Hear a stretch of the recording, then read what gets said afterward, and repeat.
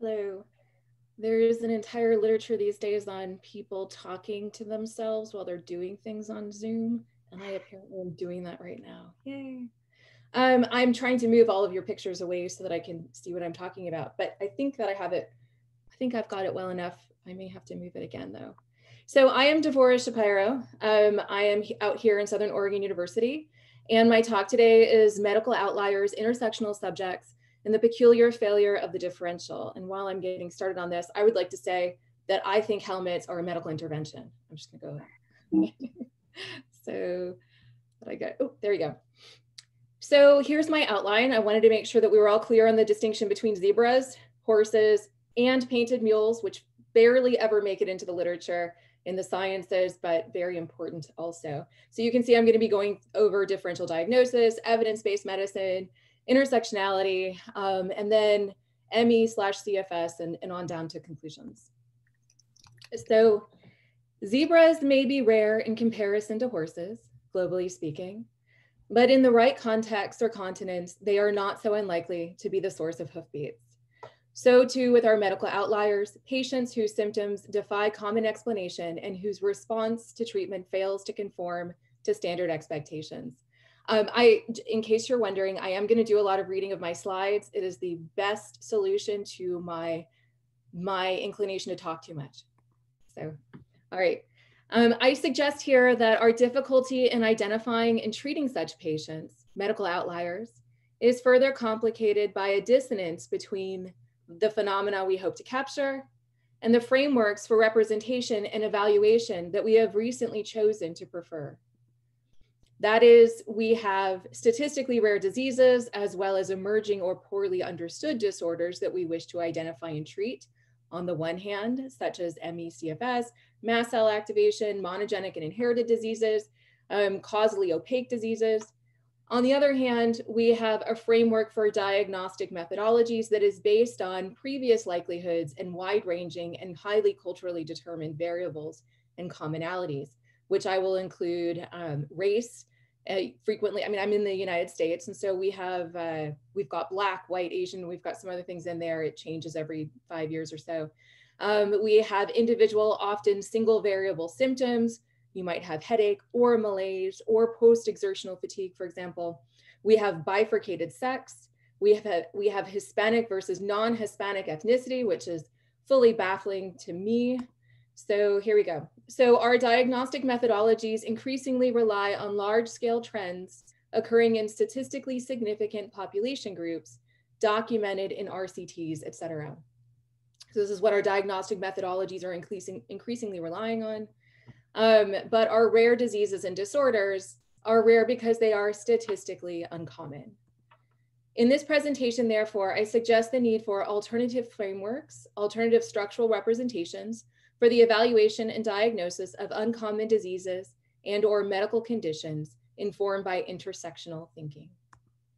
So I wanted to do a quick refresh. I sent this abstract and was beginning work on this paper a long time ago. In the middle between that and now, many things, of course, have happened, things significant to epidemiology, health, wellness, all kinds of stuff. So I argue here for balance. I just want to make this sort of clear before I go on. COVID-19 has highlighted ways in which the tools of epidemiology and public health, when applied appropriately to their subject, can be indispensable and literally life-saving. I don't want to discount that. It has also, however, once again, highlighted just how poor our understanding of statistics in the context of medicine can be, and how easy it is to create widespread confusion and physical dangers when people, lulled into a sense of security from evidence and RCTs, believe that tests with poor specificity and sensitivity are more meaningful and authoritative for diagnosis than the immediate clinical presentation of a patient in crisis. This is just unbelievable at times, and the extent to which it's unbelievable has really become quite clear lately. And this will be relevant to what I'm talking about later. However, this is generally a different talk, so I'll move back to my regular talk. I wanted to set up some preliminary FAQs to orient our discussion. So, we're just going to orient around the way that I'm thinking about this. So question one, who wants to know? I think it's always important to ask that question. So here are our answers. Potentially, we've got patients, we've got doctors, administrators, and insurance companies. This is again in the US, we have all these insurance companies.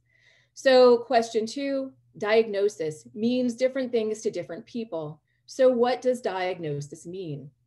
In answer to the patient, it means relief, knowing whether good or bad, what the ailment is and how it might be treated. To a physician, among other things, it will mean clearing the way towards curative or supportive treatment of one's patient, that is solving the problem. To a medical practice or hospital administrator, it means reducing liability and improving patient satisfaction.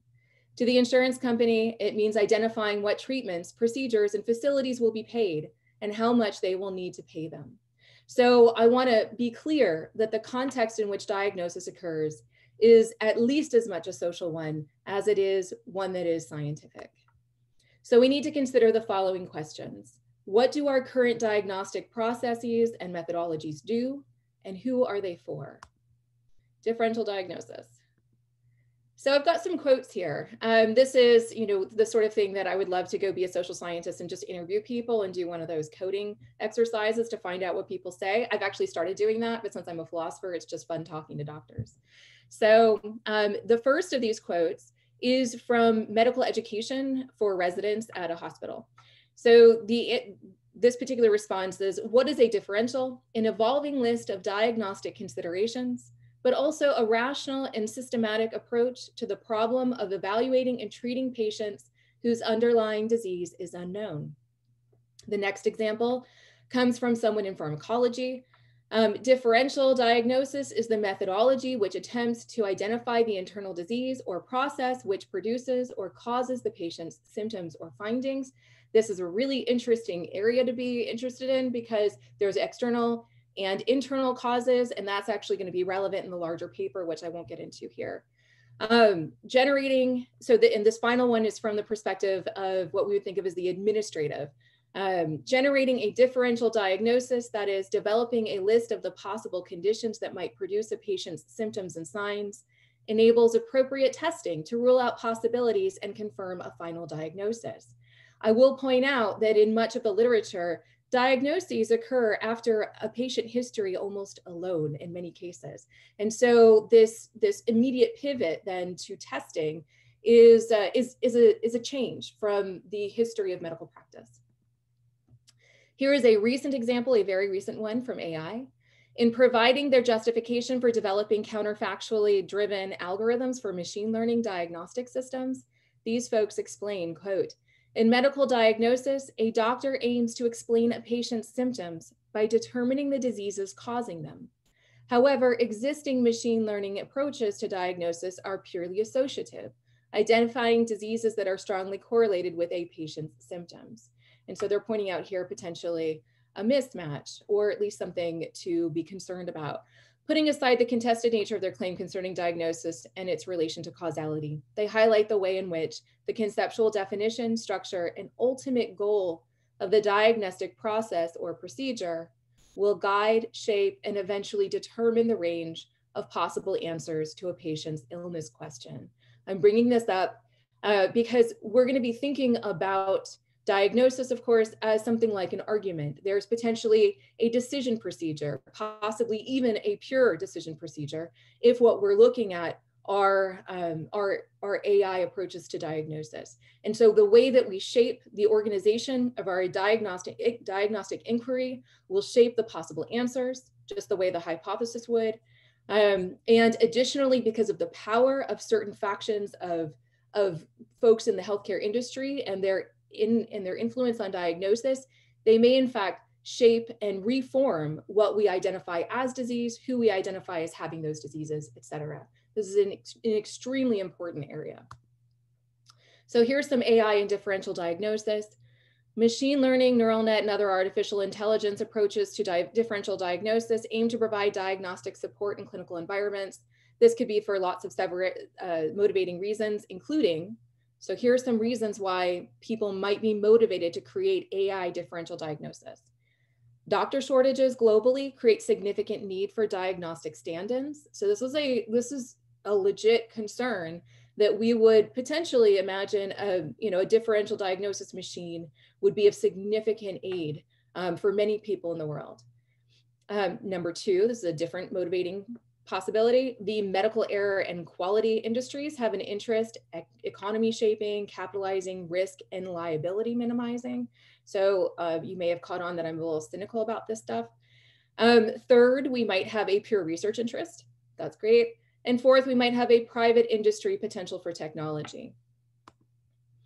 In some cases, these interests may overlap. Overall, it is difficult to generalize over all of the approaches to AI diagnosis, but we can identify through a means-end analysis what the goal of the AI differential machines often is: to match or improve upon expert clinical medical judgment as measured by comparative clinical diagnostic success.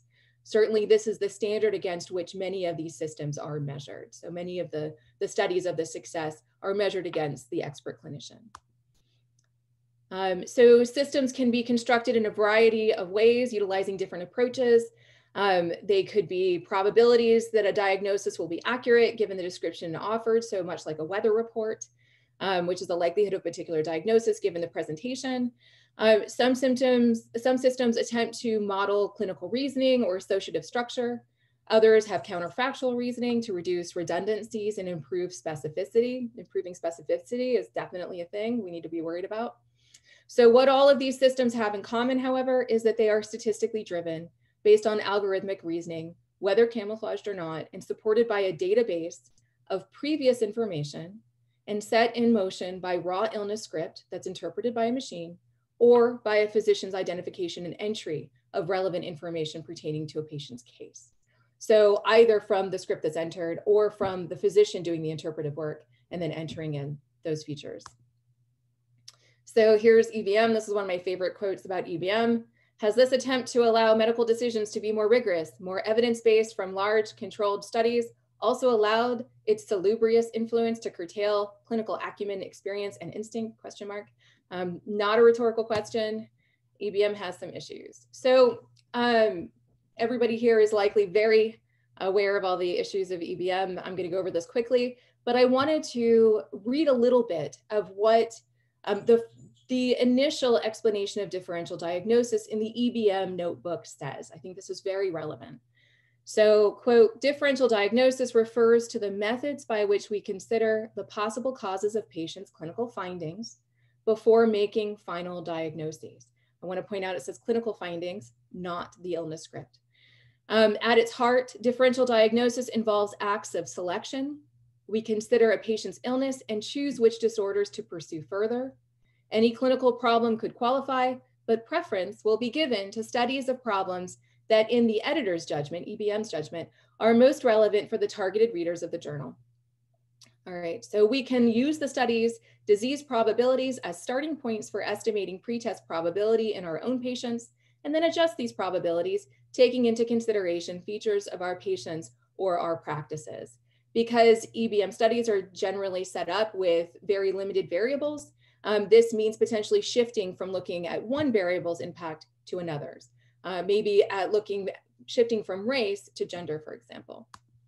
And here's a final quote from there. A sensible strategy is to choose the most probable disorder as the working diagnosis we plan to confirm, and then to select from the remaining disorders, those few that are likely, serious, and treatable enough to be the active alternatives that we plan to exclude. So one of those criteria then for this setup is that it be treatable. And many of our diseases, of course, are not actually treatable. So, and that's not all that they ever say, but these are some lovely quotes. All right, this is from Robin Bloom and Kristen Bergerson's evidence-based medicine article. It's wonderful. Here's just a recap of the issues. I think we're all generally familiar with these. I'll just point out the quote at the bottom. Patients are often idiosyncratic individuals dealing with multiple complex problems. The most scientific research, according to EBM, focuses on average generalizations across homogeneous populations. I'm not an epidemiologist. I'm just, sort of putting out a general statement here. So, all right, so the difference between epidemiology and patient care. Epidemiology utilizes population statistics to identify a statistical likelihood of a disease or risk for disease based on characteristics of populations, patients or individuals. All right, so evidence-based medicine approaches to diagnosis can conflict structurally with the good of the patient. Intersectionality. So intersectionality is a theory in the social sciences, and there is lots of literature. It actually comes from a place. If I were literally applying intersectional theory to these problems, I would want to be very careful. I don't want to minimize the importance of keeping this contextualized when someone is claiming to literally be doing intersectional theory. I, however, am going to be utilizing an intersectionally motivated approach to viewing what is going on. So this is, I'm an intersectionally minded individual. I'm a philosopher working to take the sort of insights of intersectionality theory from the social sciences and importing them in conceptually in ways that might sort of bring our conversation to a different direction than previously people have been talking about. So intersectionality identifies subjects of a life as distinct and unique, none of whom can be defined, generalized, or predicated based on individual social identity markers. Instead, they are identified as intersectional moments connected through time, embodied and persisting with a past, future, and present entirely and uniquely theirs. Identity markers might include sex, gender, socially assigned race, ethnicity, geopolitical background, socioeconomic history, environmental experiences, pursuits and professions, etc. There is a wide variety of identity markers that individuals might choose to include or that observers might choose to identify about others. So intersectional theory asserts that individuals are much richer than a single variable marker or two or even three can hope to convey, but instead are constructed through overlapping axes of identity that are multiplicative rather than additive. An example of why a single variable approach to determining health and causality of disease won't work, it is overdetermined that individuals identified as poor will have a much higher risk of experiencing diabetes and heart disease over the course of a life and earlier in life than non-poor comparators. Medical intervention, how about we get rid of poverty? So that's why I'm inclined to count the helmet. So this, these are pictures of the conditions of poverty and the effects of poverty. They are widespread. So there are benefits to approaching diagnosis in the diagnostic process through an intersectional lens. Here I propose an intersectional approach that is reflexive, considers the constellation of symptoms at the one end, and on the other end, conceptualizes patients as intersectional, multiply constructed subjects, which I'll call biosocial phenotypes. And I do want to point out, I love causality discussions, and it's so much fun to get into those weeds, but I'm trying to give a forest picture here rather than more of a trees. I love trees, but today I'm going to be for the forest. All right. So of note, individuals versus groups. So those of you familiar with philosophy of biology are familiar with these conversations. I love thinking interestingly about individuals, groups, et cetera, expanding boundaries of individuals to incorporate larger systems as the individual. And I'm thinking that sort of way here. The distinction between individuals and groups needs only be a matter of scope based on one's reason for interest. So as von Frosten would suggest, I'm going to answer a question, right? And so depending on what kind of question I'm going to be answering, I will need to make sure that my scope is appropriate. Checking my time. Okay, and so we can have an individual refer to a single person, a single family, a locally and geographically related community, culturally related but geographically dispersed population. So in this way, an intersectional subject might be a sociopolitically, geographically contained community, or they may be connected to other similarly situated subjects across time and space through their similarities of experience markers, creating a coherent, similar constellation of symptoms. And so there's actually a database that's sort of set up this way, and I think we need more of those. I'll talk about later. Myalgic encephalomyelitis that folks have called CFS, and there's discussion about changing the name, et cetera, it might be a rare disease. It's definitely one that is uncommon. It's difficult to diagnose. It's one that whose definition shifts quite a bit. It is in the GARD database, and the individuals who have been diagnosed with it understand themselves to have a rare disease, or at least understand themselves to have a disease that the medical community doesn't like to diagnose, even though many of them will believe that it's much larger. Depending on how we identify the diagnosis, we'll have a huge portion of the population that's got this, or we might have a very close-in diagnosis for it, in which case we'll have much fewer people and it may actually qualify as rare according to the EU and other sorts of bodies. All right, so disabling fatigue, 6 months or more, post-exertional malaise. Here are some other signs and symptoms: muscle pain, joint pain, concentration, headaches, sleep problems, fever, sore throat. Myalgic encephalomyelitis, a disease initially identified as benign and later as a psychosocial manifestation of hysteria, but that is currently understood to be a permanent physically disabling condition related to inflammation of the brain and presenting the myriad verifiable and measurable symptoms. It's really easy to confuse verifiable, objectively observable symptoms with hysteria. It happens all the time. All right, so the dismissal has largely been attributed to 3 factors: the predominance of the disease in females, the variation in the presentation and epidemiology of the disease. Of course, the definition of the disease and the epidemiology will be reflexive, right, as we change our populations and our diagnostic criteria. The lack of explanation for the mechanism or etiology of the disease. So if we think about how EBM works, we're going to need some sort of etiology of the disease, mechanism, et cetera, in order for it to even count as something we're going to start studying. Here is the diagnostic algorithm proposed by the Institute of Medicine. This is the sort of algorithm that will include 50% of the population potentially. So I have profound fatigue at the moment. I've been locked up in a house for 6 months, definitely going to substantially decrease in my function, and it's been persisting for over 6 months. What's the cause? COVID, but that's not actually what we're supposed to be getting at. Here's the rest of the algorithm. But as you can see, there's a lot of scope here. And so many things might be included. There's going to be a lot of physician discrimination about whether or not we want to include this particular patient based on post-exertional malaise and unrefreshing sleep, or whether we want to go on to a different diagnosis. What's going to count? There's a lot of value judgments being made by individual physicians. Here is a description from the perspective of a person who went through all of this. She's a slightly famous person. She wrote Seabiscuit and things like that. So this is an accounting of her diagnostic experience. I will point out that in 2016, Paul Costello, a physician at Stanford Medicine who was interviewing her, introduced her this way. Hillebrand, one of the most successful writers of modern times, has suffered many years from chronic fatigue syndrome, or as she likes to refer to it, myalgic encephalomyelitis syndrome. So this is already interesting when we just sort of look at a linguistic analysis of the diminishing nature of how he's referring to it and to her choosing to refer to it differently. And to be clear, by 2016, we have Institute of Medicine identifying ME, not just her. All right, so in 1987, she describes all of these kinds of physical ailments that are easy to observe. We can measure them in a clinical setting.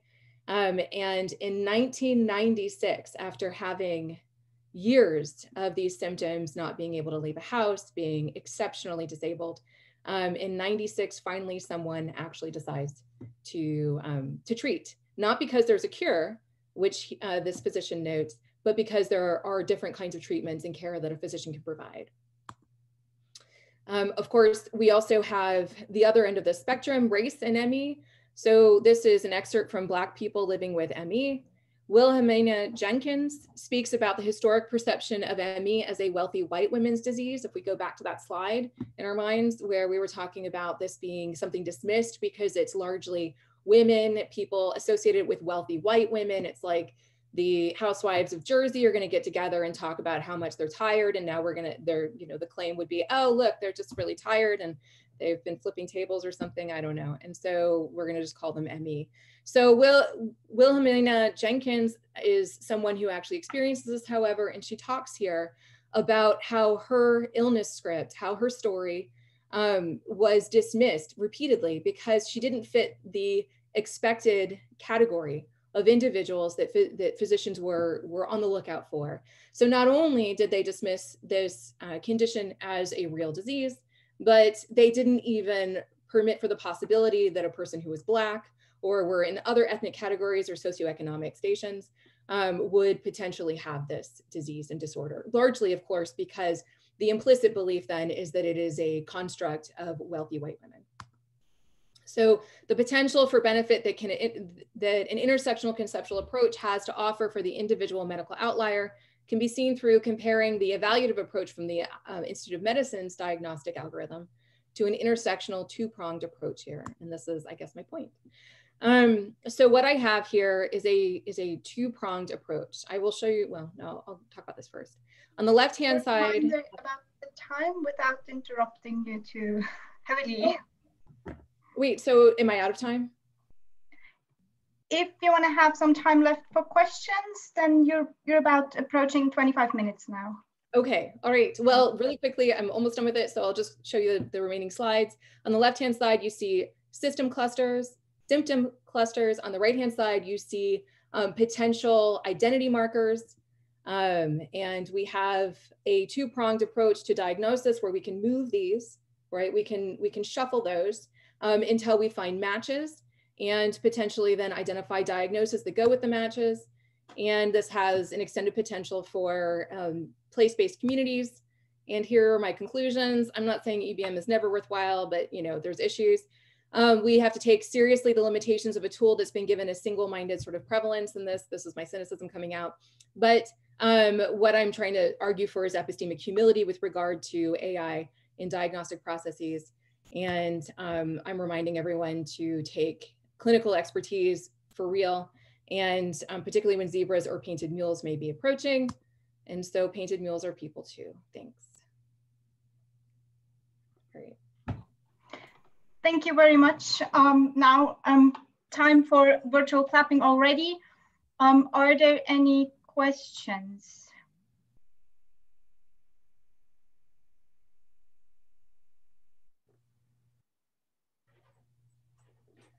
Let's take another couple of seconds. Please go ahead. Now we rushed through some of the slides. Take your time to ask questions.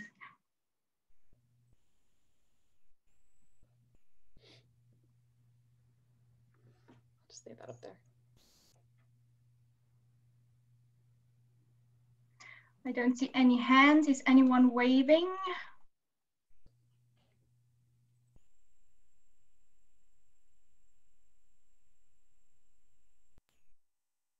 Yes, now there is Marina. Please go ahead. Hi, thank you so much for your talk. I'm curious to hear a little bit more about these scripts that you mentioned, because one thing that's interesting to me is like sort of the standardization of intake and patient symptom reporting. So I was wondering if you could tell me a little bit more about that and how that works and how that fits into your project. Sure. So this is actually something that comes up a lot when I am sort of teaching classes to future healthcare professionals. We have a lot of drop downs right now. So if you're thinking about electronic medical records, for example, there will be, there's systemization already that's sort of set up that limits potentially the scope of choice. So sometimes when records will be entered into systems, people will be using those drop downs to identify symptoms. If you've ever been at the doctor, you may have had the experience of having the medical assistant try to identify your symptoms and then enter them into the system.